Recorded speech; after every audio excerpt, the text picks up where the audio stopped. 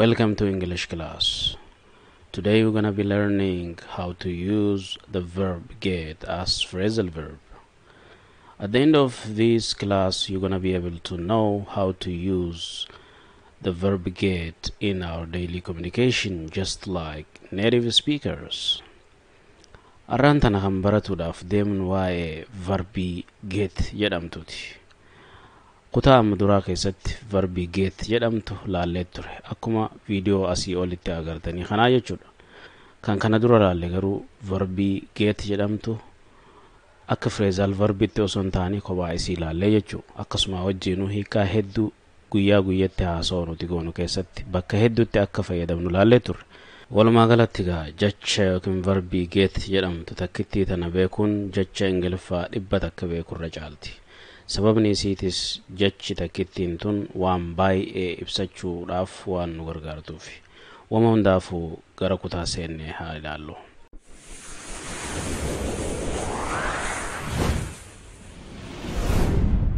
Alright, let us begin with get on.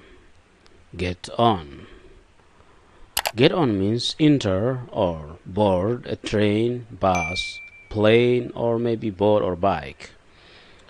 Get on jechuun seeni yookiin yaabbadhu maal makiinaa yookiin baabura ta'uu danda'a, pleenii xayyaara ta'uu danda'a, jalbaa ta'uu danda'a, bootiin jalbaadha, or maybe bike yookiin waan akka saayikilaa ta'uu danda'a. Wantoota akkasii yaabbadhu siin jechuu yoo barbaadu nam tokko get on siin jedha yaabbachuudhaaf. Fakkeenya haa ilaallu. Here is the bus, let us get on. Here is dha asirratti shortii taate yookiin ni gabaabbatte. So sanif S qofaas keenya gubbarra hudhaa goona.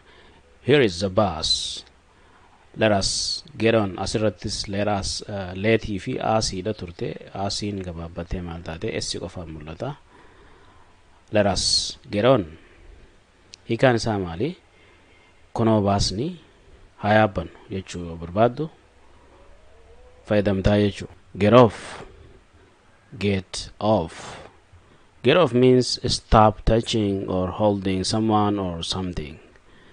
Get off jechuun waan takka tuquu dhiisuu yookiin qabuu dhiisuu, gad lakkisuu jechuu yookiin immoo karaa biraatiin. Fakkeenyaa wajjin ilaallu.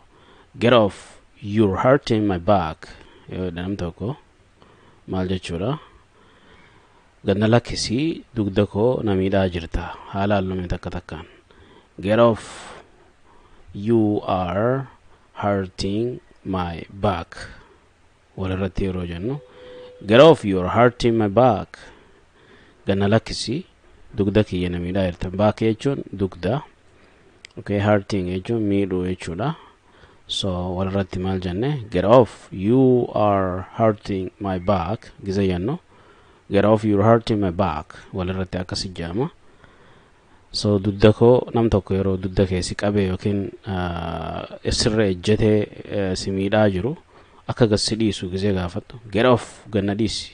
Okay, maal dugda san you are hurting yookiin you're hurting na miidhaa jirtaa jechuudha. Fakkeenya lammaffaa get off the grass right now. Get off the grass right now maal jechuudha? Ammaan tanatti dhiisi citaa san. Nama wayiitu citaa tokko tuqaa jira yookiin ciraa jira yookiin haamaa jira. Sa'a kanatti dhaabsisuu yoo barbaadde get off the grass right now jettaan jechuutti lallabdees ta'uu danda'a bira jiraatte. Get off the grass right now. Ammaan tanatti jechuudha. Right now jechuun right now idha gisee dafnee jennu right now taan maal taati jidduu tanatti baddee jechuudha. So akkami jenna jenne get off the grass right now. Dhiisi citaa sana ammaan tanatti. Fakkeenya inni lammaffaadha maali? Get your hands off. Get your hands off. Maal jechuudha? Harka gad na lakkisi.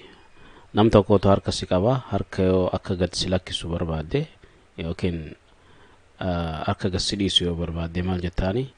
Get your hands off. Get your hands off, please. The verb get off has got also another meaning, which is descend from train, bus, plane, etc. For example, I must get off the bus at the next stop. Verbiin yookiin phrasal verbiin get off jedhamtu hiika lammaffaa bu'uu jechuudha. Maalirraa buuta? Plane irraa buuta, baasa yookiin makiinarraa baasarraa buuta, boot yookiin jalbarraa bu'uu dandeessa. Yeroo bu'uu barbaaddu dhimma akkasii keessatti maal fayyadamta? Get off fayyadamta.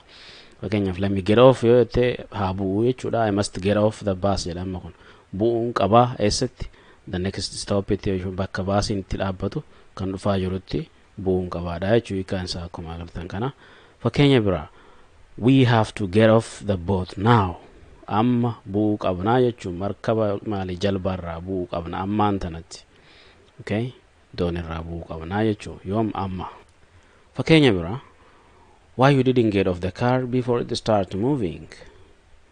Why you didn't get off the car before it start moving. Tokko tokko na laalume.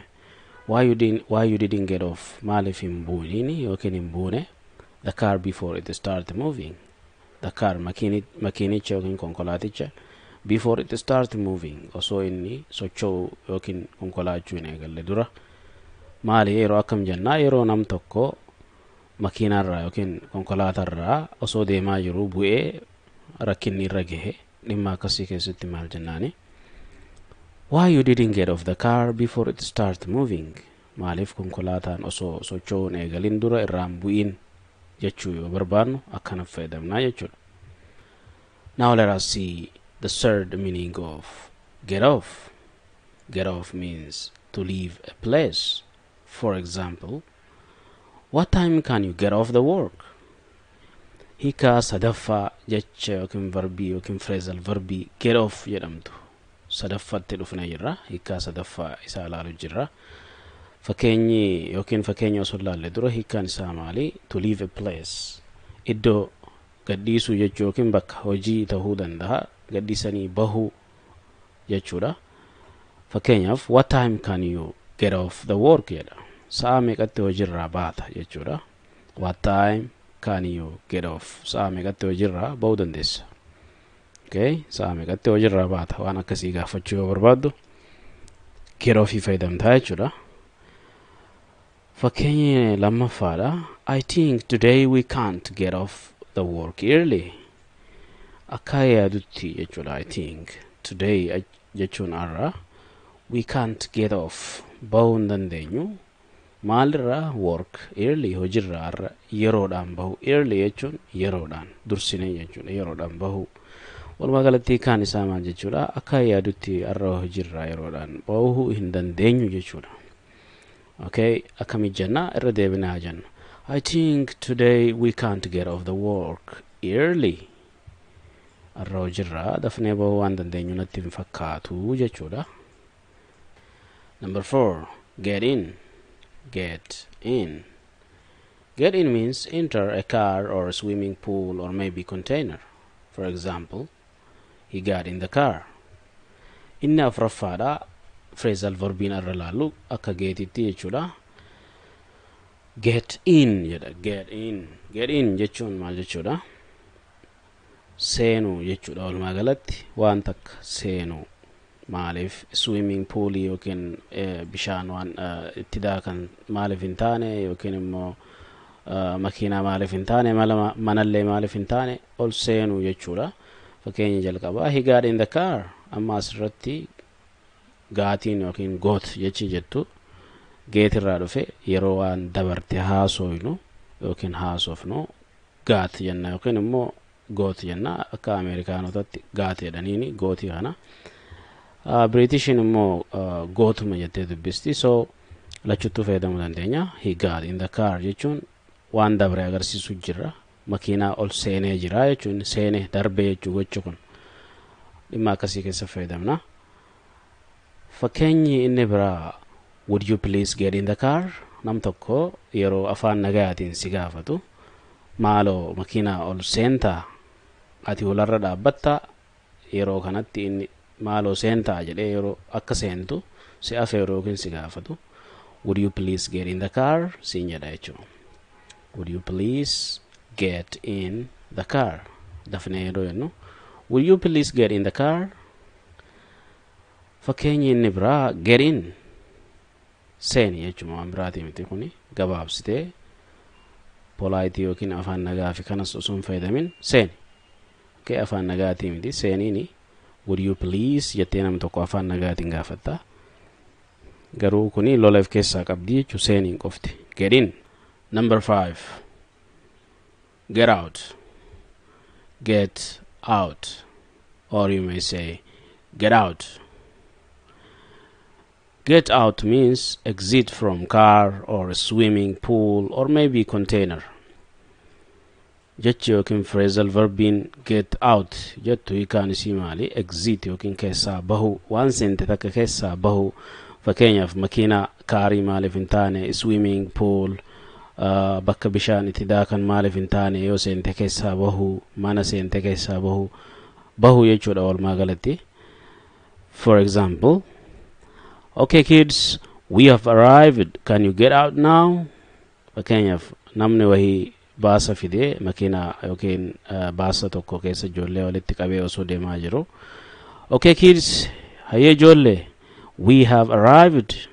Okay, asirratti v qofa v fi i kaa'ee have turte. We have arrived jenna jechuudha yookiin immoo we have arrived.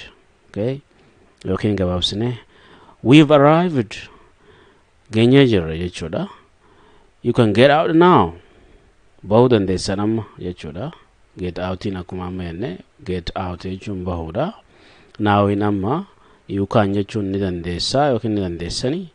You ijoolleedhaaf jedha. Namoonni hedduu yeroo kallattiin itti dubbattu you jettee yaamta. Nama tokkos you jettee yaamta. Durbas haa ta'u dhiira yoo ta'e kallattii yeroo itti dubbattutti you jettee yaamta jechuudha. So hima kana walirratti guunnee gise jennu. Okay kids, we have arrived, can you get out now? Ijoollee amma geenyee jirra, bu'uu dandeessanii jechuudha jechuudha. Another example, get out of my car or maybe get out of my house. Nam tokko yeroo lolu yookiin immoo yeroo aaru nama tokko wajjin mana isaa yookiin makiinaa ta'e keessa nama taa'u yeroo walitti aartu akkam jettaani? Get out of my car jechuu dandeessa. Get out akka ingilizoota yookiin birishotti jechuudha. Yookiin immoo akka ameerikaanotaatti maali? Tiin gara dii deebiti. Get out of my car. Fakkeenyaaf makiinaa kee keessa yoo ta'e jechuudha. Yoo mana kee keessa ta'e immoo maal goota? Get out of my house. Get out of my house. Yookiin immoo get out of my house jechuu dandeessa. Very simple dha kuni, hedduu salphaadha irra. Get itti gisee dubbistu. Gara diitti gisee qayyartu xinnoon si shaakalu si barbaachisa. Get out of my car yookiin immoo get out of my house jettee deebisuu dandeessa. Hiikaan isaa akkuma agartan konkolaataa yookiin immoo mana koo keessaa bahiidha. Yoo houseidha wajji fayyadamte mana, yoo kaarii wajji ta'e makiinaadha. Saniifuu get out of my car, get out of my house jettee fayyadamuu dandeessa lameen keessaa akka barbaaddetti. Fakkeenyi biraa get out, get out yookiin immoo akkasittis dubbatu dandeenya. Yookiin immoo get out bahi jechuudha. Manaa fi bakka ibsuu yoo barbaanne salphumatti bahi qofa jettee fayyadamuudhaas ni dandeessa jechuudha akkuma agartan kana. Number 6, get up, get up. Get up means leave your bed in the morning. For example, they usually get up at 7:30. They usually get up at 7:30. Get up jechuun ka'uu jechuudha. Hirriba irraa ka'uu yookiin dammaquu jechuudha. Fakkeenyi inni jalqabaa they usually yeroo hunda jechuudha. Isaan yeroo hunda, okay? They jechuun isaani. Usually jechuun yeroo hunda. Get up ni ka'u at 7:30. Sa'aatii 7 fi walakkatti hirribaa ka'u jechuudha. Okay? Get up, get up. Kana jechuun ka'e akka nama jedhuti deddeebisee nama rafu jiru tokko yeroo kaastu. Maqaa nama sanii yoo Muhammad ta'e, Muhammad get up yoo jettu ka'e Muhammad get up jettee fayyadamuu dandeessa yookiin get up gara daa deebistee fayyadamuu dandeessa. Ka'e jechuudha. Nama dammeessu irra jirta jechuudha. Fakkeenyi biraa I get up early today. Asirratti jechi yookiin verbiin got jedhamtu yookiin got jennee dubbisuu dandeenya. Pasti yookiin immoo yeroo darbe tan agarsiistudha. Geetumaatu yeroo dabre gisee fayyadamnu wanta darbe wajji gisee fayyadamnu gara ootti qayyarree yookiin jijjiirree I got up early today yookiin immoo salphumatti I got up early today. Arra yerooniin ka'ee jechuudha. Ka'uun kee darbee jira jechuudha. Hirriibaa ka'uun kee wanta darbe waan ta'eefi geetiin fayyadamna asirratti. Geetii gara gootiitti qayyarree yookiin jijjiirree fayyadamuu qabna jechuudha. So akkamitti dubbifnaa? I got up early today. I got up early today yookiin immoo akka Britishitti goota jenneetuma dubbifnaa. I got up early today. Okay? Yookiin akkam jennaa? I got up early today. Arra hirriibarraa yerooniin ka'ee jettee yeroo haasoo barbaaddu. Fakkeenyi biraa I got up late today. Faallaa isa reefuutiin arra hirriibarraa tureetiin ka'ee jechuu sa'a dabarseetiin ka'ee jechuu barbaadde. Late ka jennu yeroo dabarsuudha jechuudha.